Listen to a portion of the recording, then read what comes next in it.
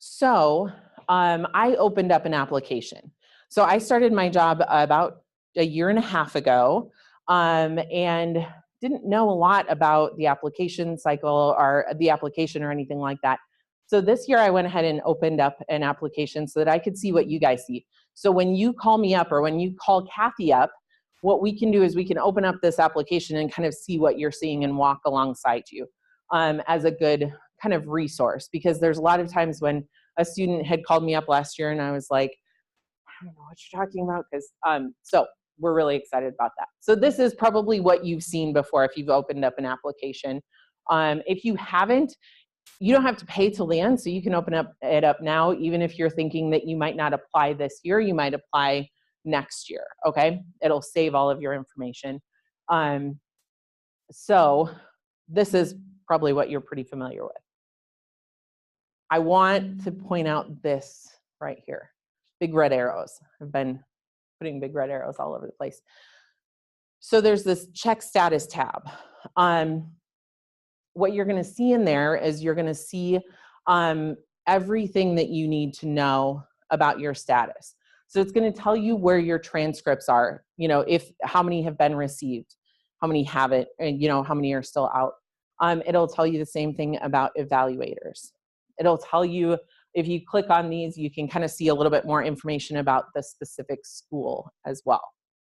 So that check status is very, very important, because if we don't get all of your letters of recommendation, or if we don't get, if we don't get 3 letters of recommendation, you can request 6. As long as we have 3, you're great. If we don't get all of your transcripts, we can't look at your application, right? Because there's probably about 1,000, or last year it was 1,200 applicants who did get their letter or their transcripts in. So in fairness, if you don't have all of your transcripts, we can't help out, or we can't look at your application. But what you can do is kind of keep track of those transcripts. And as June rolls around, you can call up your school. As July rolls around and they're still not in, you can say, hey, have you gotten a chance to get to those yet? As August rolls around, you can say, I need those now, like yesterday. I mean, be nice about it, right? But you can do that sort of thing. So this is a good way to kind of keep up on that. Yeah. Okay. So here's what that looks like. So I went to a small liberal arts college. That's why I put in College of St. Benedict. They have not arrived, because I'm not going to send in I'm not going to send in transcripts to VMCAS, because they would be like, you studied art and social sciences, like, you do not have enough science to go to vet school. But then you can see here that I am getting a letter of recommendation by a fantastic person named Deanna Gerber. And that Deanna Gerber has slacked and has not filled it out. Neither has Kathy for me yet, too. So, so you can see there, you can see even who you should contact, which is really, really great. So any questions about that status page? So there's kind of 2 status pages, and we'll talk about the supplemental status page as well in a second, or in a little bit. So those are the 2 that you really want to kind of concentrate on. Those status pages will keep you up to date. They're a good way for, do you want to, I think somebody's at the door. I've got somebody calling me. Thank you. Sorry. So it's a good way to kind of keep track and kind of keep on the ball with that. So the other thing here is this bell, your alerts. So for me, every time I got an alert in the VMCAS system, I also got an email, like instantaneously. They pretty much arrived at the same time. So that's a good place to, if VMCAS needs to tell you something, they're going to put it in that critical alert. For me, there were also alerts about, I changed my password, and so I changed my password, and I had to actually request, I had to click on a link to request that my VMCAS opened up again, because I think I had started one at the very end of the application cycle last year. So that kind of stuff goes in there too. But that critical alerts is where VMCAS is going to be like, hey, this is what we need from you. So that's a good place to kind of keep checking as well. There's a red, a red circle with 1 or 2 or 3 or however many alerts you have. So it's not like something that you're going to miss, but just a couple of things to keep in mind. Okay. So you've put in all of your information, your parents' information, all of that kind of good stuff has gone into your application. And you hear about a supplemental application, right? So so a lot of schools are able to put in their supplemental questions in VMCAS versus having those questions hosted in their own supplemental application, which is what we do. So in those program materials, that is what where the list of all of your schools that you're applying to are going to show up. And then you can click on each one of those. So if you click on Iowa State, it's going to bring you to a page like this. It's actually going to tell you a little bit about our program, about our requirements and all of that kind of stuff in this text down here. But where it says questions, those are not there. That's not a spot. Like I opened it up and I kind of clicked on it because I thought, oh, it must give me like contact information for Kathy or myself or something. But that's actually where your supplemental application questions are. There's one for Iowa State. It's on diversity, essentially what makes you diverse and how you're going to bring that to Iowa State. I've got the full text up when we're talking about the admissions process. We'll kind of dive deeper into those essay questions. But it will also link you to the prerequisites page. So it'll list out all of our prerequisites, and then it will say, you have not added any coursework yet. So it says, go to transcript entry. So it kind of takes you back to that academic information. Does that make sense? It's a little like, I don't know, circular thinking, but that's great. So then this is where you would kind of enter in those transcripts. You can see there I have like English and some of my electives, right? Which is great, but I don't have any of the sciences. So you would essentially just add a course if you're working on that first semester, or you would add a semester if you're working then on your, instead of your fall semester freshman year, you want to move on to spring semester freshman year, you just add a semester and keep going there. So anyway, is this working? You might have to flip it. Yep, there you go. Okay. The one thing I want to say about the transcript entry, first off, make it a mirror image of what you have on your transcript. VMCAS will get mad at you if you don't do it exactly as it shows up on your transcript, and it'll be returned to you. So that just holds up your application to just put exactly what's on your transcript in the blanks there. The other thing is VMCAS does not make you enter in-progress courses, say it's in the fall, or planned courses for the spring.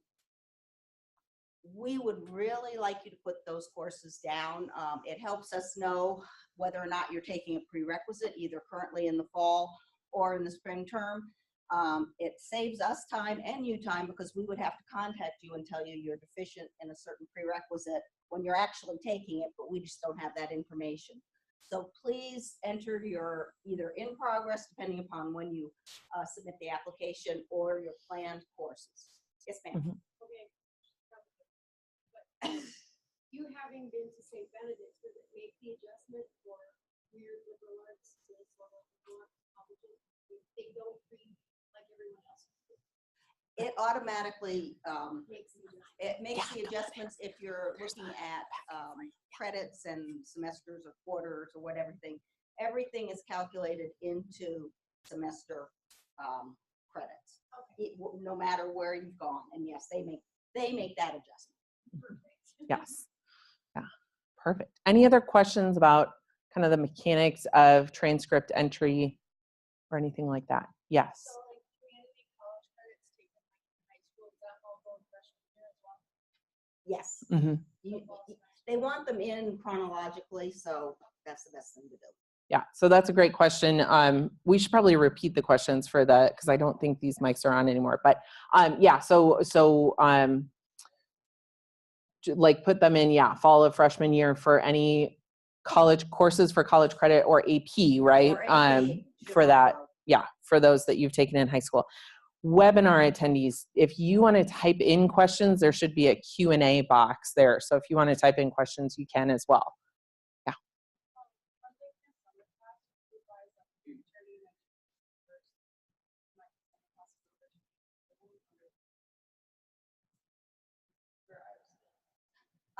When you're taking summer courses, it doesn't really matter because some people are going to have them, some aren't. This year, because we will be using fall and summer grades before final decisions are made, we are going to just put in whatever happens to be there at the time we go through it. Don't send too many to VMCAS. That will confuse them if they get one transcript from a school and then you've taken a summer course from the same school. It causes more problems than good. Okay. Yeah. Great. Good questions. Any other questions? Yeah. You need to report what is on your transcript. So that's what you have to do for everything.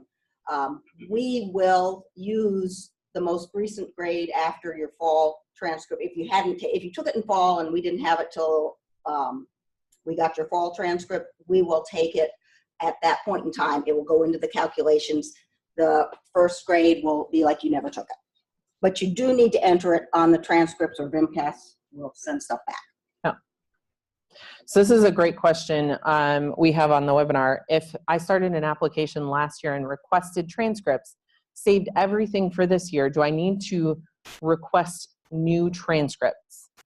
Yes. Okay, great. They need new transcripts each year.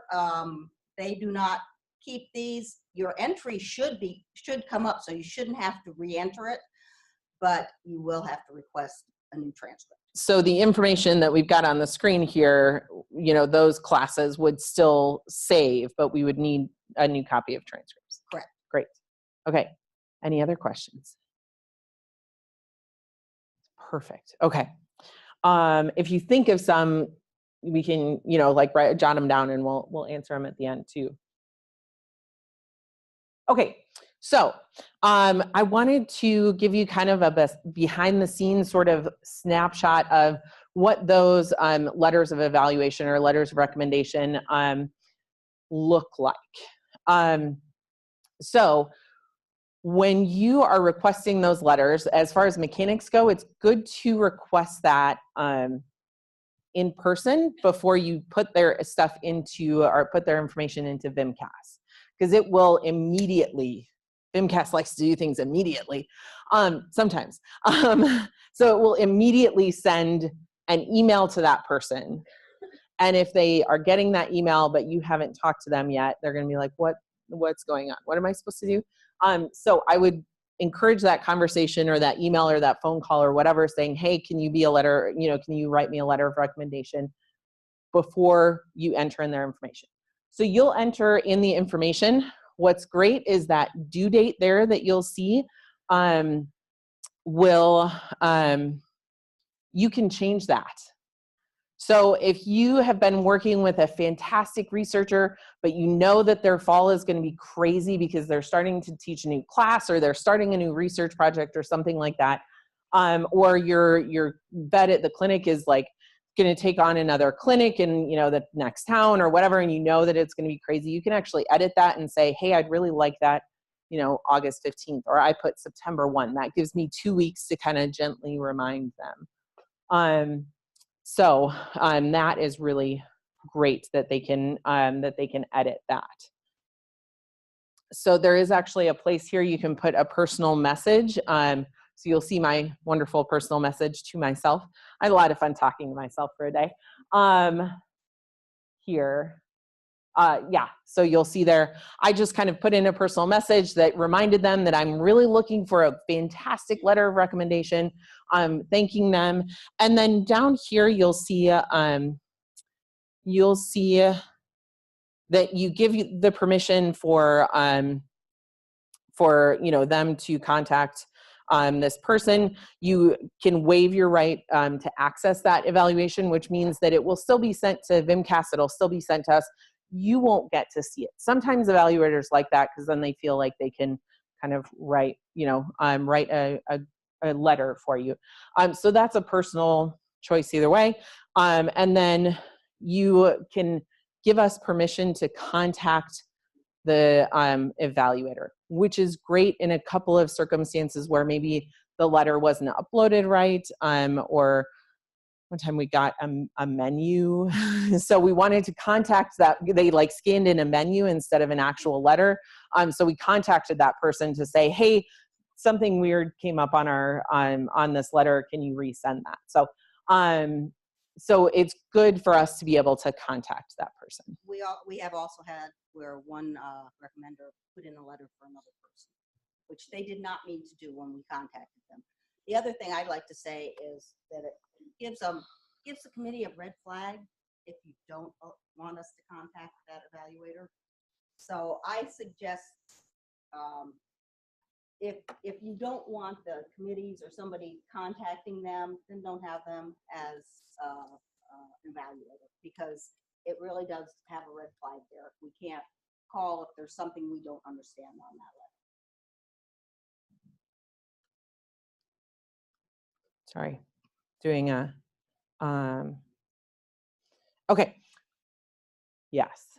So you're going to say, save this evaluation request. Then your evaluator is going to get an email saying, hey, so-and-so has requested an evaluation. This is what, so then it'll say, click here to fill out that evaluation. This is what they're going to see. So they are going to see the programs that you're applying to, all of the programs that you're applying to. They'll kind of see a little bit. They'll see your requested by date, which is interesting that it's a day before what I actually requested. So even then they're trying to give you a little bit of a heads up. So then this is what they're going to see. So they're going to see that personal message right off the bat. Hey, I'm really excited to, get to vet school. Thank you so much, whatever you'd like to do. And then they're going to answer some kind of objective questions. How long have you known this person? They will ask if they're a veterinarian. So if the evaluator is a veterinarian or not. And then some other kind of rate this person on a scale of, I think it's like a 1 to 5 sort of scale. And it's over things like professionalism and ability to work with animals and all of that. And then they'll be able to upload a letter at the bottom.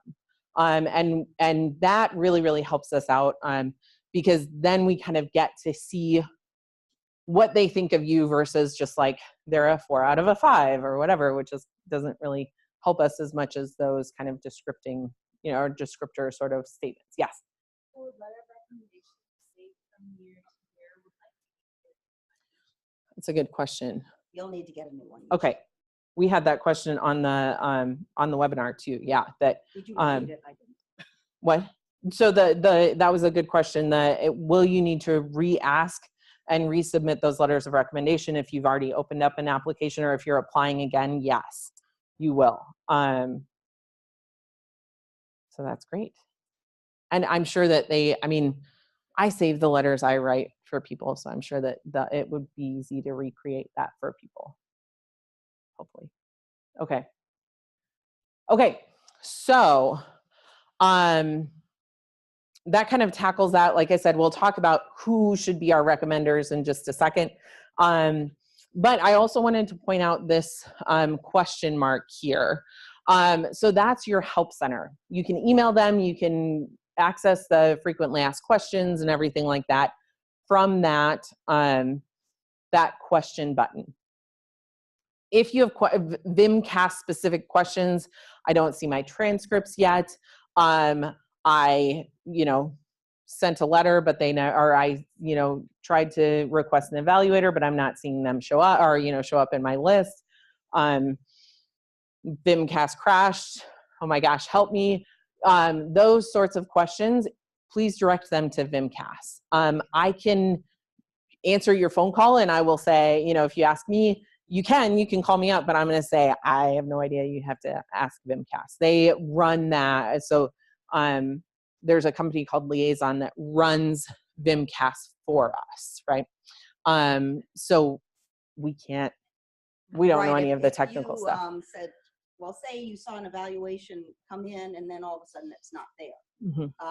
You need any technical questions like that, we don't have any control over this application process from that angle, so you need to contact VMCAS. If you say, you know, I sent my transcripts in a month ago and they're still not there, again, that would be VMCAS, because we don't see any of that.